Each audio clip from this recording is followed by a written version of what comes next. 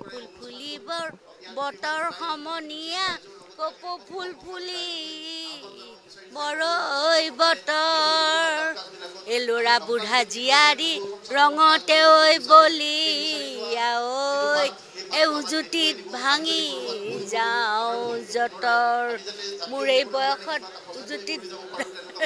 যতৰ ভাঙিবই যি নহওক দুআষাৰ ভাৱৰ বিনিময় কৰিব পাৰিলে ভাল পাওঁ আনন্দিত হওঁ এই আপাহতে অসমবাসী ৰাইজলৈ মই মোৰ সেৱা জনাইছোঁ চেনেহ যাচিছোঁ সকলোৰে জয় জয় মই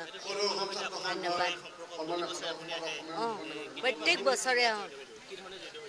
যেতিয়াৰ পৰা বিহু পাতিছে ছাত্ৰ সন্থাই যেতিয়াৰ পৰা বিহু পাতিছে তেতিয়াৰ পৰা কাৰণ এই বিহুতলীলৈ আহি তাৰপিছত শ্বহীদ ভৱনৰ বা ইয়াতে যেতিয়া শ্বহীদ ভৱনত নাছিল তেতিয়া আমি চাহ জলপান খাই আই ঘৰলৈ শহুৰৰ ঘৰলৈ ঢাপলি মেলিছিলোঁ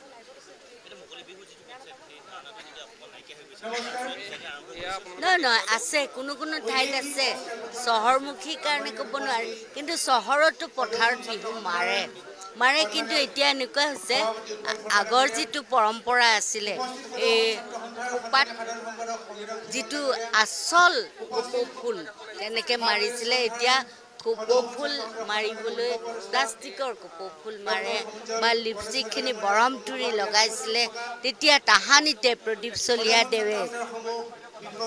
যেতিয়া আমাক দেখুৱাইছিল বৰমতুৰি কি যে আচলতে মই ভাবোঁ যে আমাৰ ছাত্ৰ সন্থাৰ ল'ৰা ছোৱালীবিলাকে